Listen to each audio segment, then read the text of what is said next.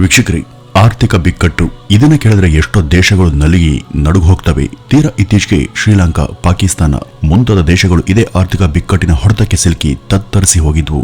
ನಿಮ್ಗೆ ಗೊತ್ತಿರಲಿ ವೀಕ್ಷಕರೇ, 1991ರಲ್ಲಿ ಭಾರತ ಕೂಡ ಅತಿ ದೊಡ್ಡ ಆರ್ಥಿಕ ಬಿಕ್ಕಟ್ಟನ್ನ ಎದುರಿಸಿತ್ತು. ಭಾರತದ ಬಳಿ ಆಮದನ ಮಾಡ್ಕೊಳ್ಳೋದಕ್ಕೆ ಕೇವಲ 3 ವಾರಗಳಿಗೆ ಸಾಕಾಗುವಷ್ಟು ಮಾತ್ರ ಹಣ ಉಳಿದಿತ್ತು.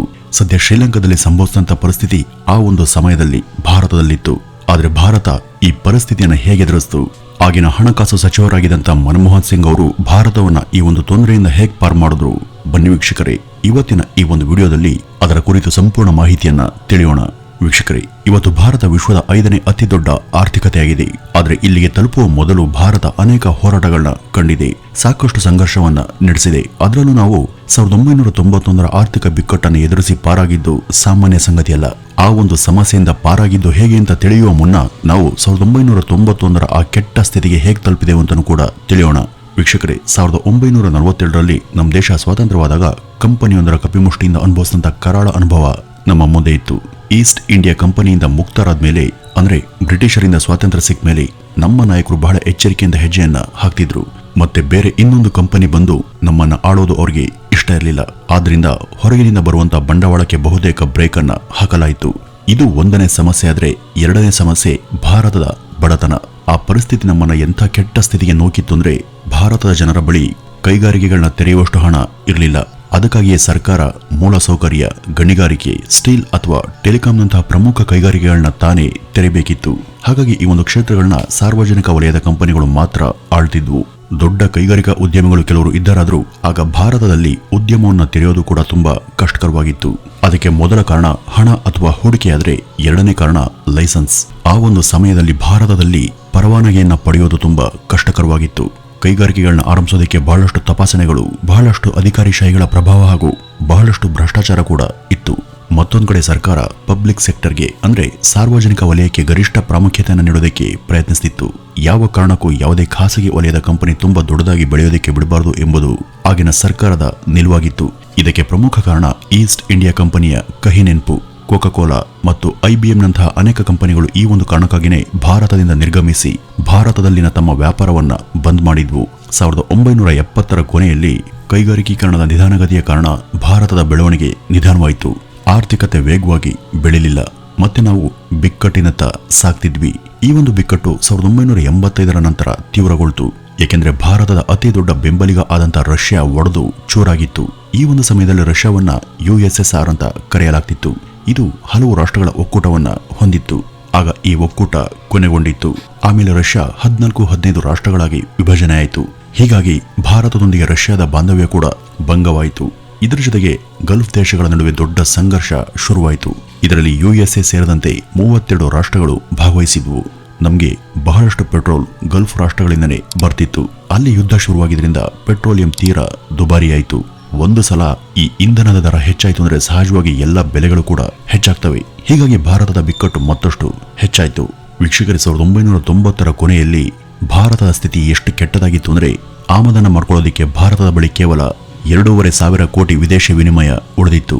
1991ರಲ್ಲಿ ರಚನೆಯಾದಂತಹ ಭಾರತದ ಸರ್ಕಾರ ಮೈನಾರಿಟಿ ಗವರ್ನಮೆಂಟ್ ಆಗಿತ್ತು. ಆ ಒಂದು ಸಮಯದಲ್ಲಿ ಜನತಾ ಪಕ್ಷದ ಸರ್ಕಾರ ಇತ್ತು. ಅದು ಹೆಚ್ಚು ಬಲವನ್ನ ಹೊಂದಿರಲಿಲ್ಲ. ಅನೇಕ ಪಕ್ಷಗಳ ಮೈತ್ರಿಯಿಂದಾಗಿ ಅತ್ಯಂತ ಅಸ್ಥಿರ ಸ್ಥಿತಿಯಲ್ಲಿ ಆ ಒಂದು ಸರ್ಕಾರ ನಡೀತಿತ್ತು. 1991ರಲ್ಲಿ ಸರ್ಕಾರ ಸಂಸತ್ನಲ್ಲಿ ಬಜೆಟ್ ಅನ್ನು ಕೂಡ ಅಂಗೀಕರಿಸಲು ಸಾಧ್ಯವಾಗಲಿಲ್ಲ. ಮತ್ತು ಈ ಒಂದು ಕಾರಣಕ್ಕಾಗಿ ರೇಟಿಂಗ್ ಏಜೆನ್ಸಿ ತಕ್ಷಣ ಭಾರತದ ಕ್ರೆಡಿಟ್ ರೇಟಿಂಗ್ ಅನ್ನ ಡೌನ್ಗ್ರೇಡ್ ಮಾಡಿತು.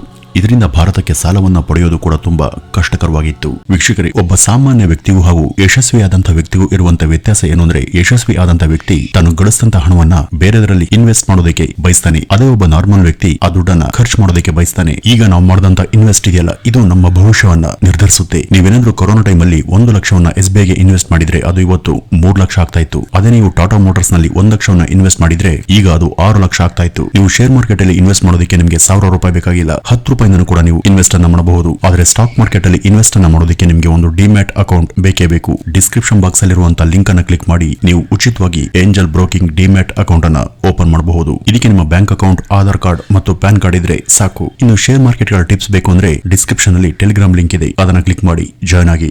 ಸಮಸ್ಯೆಯನ್ನು ಪರಿಹರಿಸುವ ಸಲುವಾಗಿ RBI ಗವರ್ನರ್ ಮತ್ತು ಭಾರತದ ಹಣಕಾಸು ಸಚಿವರು ಹಣವನ್ನು ಕೇಳೋದಕ್ಕೆ ಆ ಒಂದು ಸಮಯದಲ್ಲಿ ಅಂತಾರಾಷ್ಟ್ರೀಯ ಹಣಕಾಸು ನಿಧಿಗೆ ಅಂದ್ರೆ IMFಗೆ ಓಡಿದ್ರು.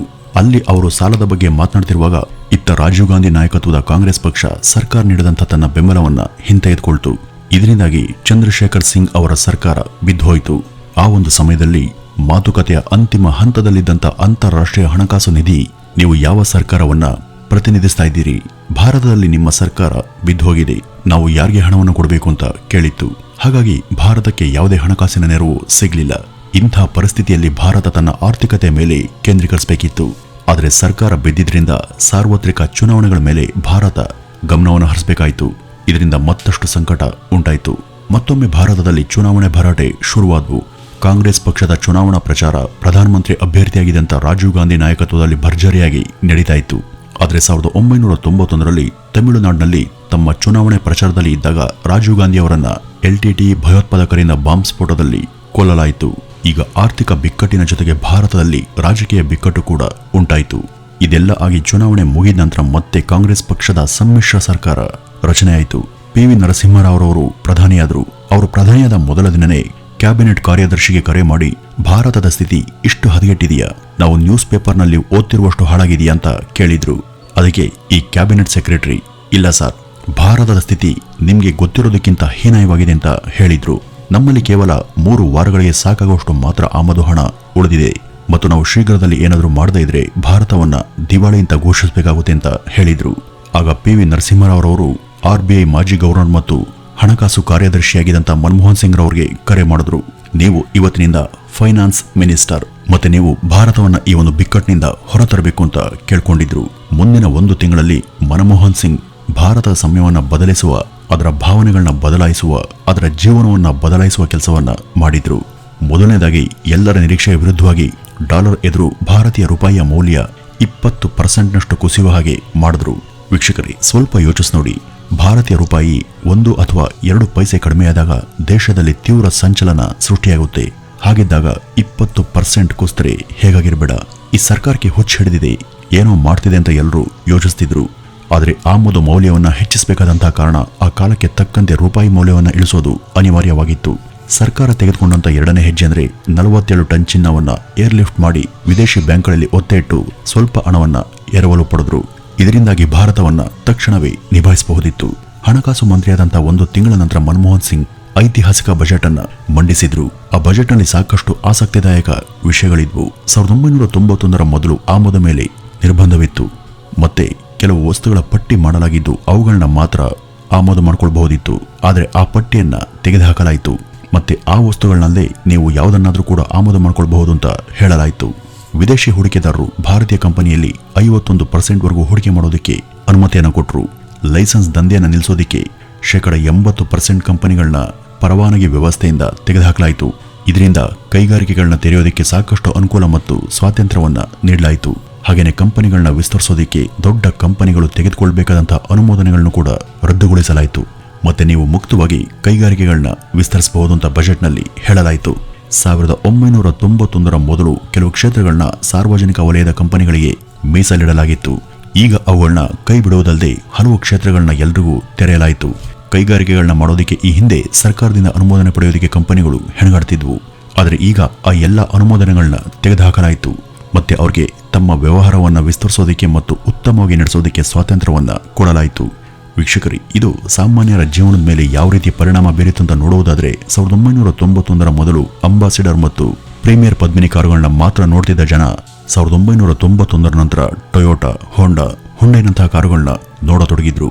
1991ರ ಮೊದಲು BPL ಮತ್ತು ಒನಿಡಾ ಟಿವಿಗಳು ಮಾತ್ರ ಬರ್ತಿದ್ವು.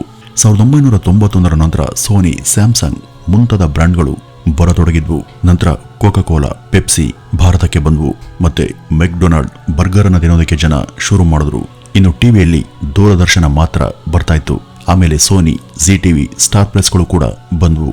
ಟೆಲಿಕಾಂ ವಲಯದಲ್ಲಿ, ಮೊಬೈಲ್ಗಳಲ್ಲಿ, ಮಾಲ್ಗಳಲ್ಲಿ, ಬಟ್ಟೆಗಳಲ್ಲಿ ಮತ್ತು ಏರ್ಲೈನ್ಸ್ಗಳಲ್ಲೂ ಕೂಡ ವಿದೇಶಿ ಕಂಪನಿಗಳು ಹೂಡಿಕೆಯನ್ನ ಮಾಡಿದ್ವು.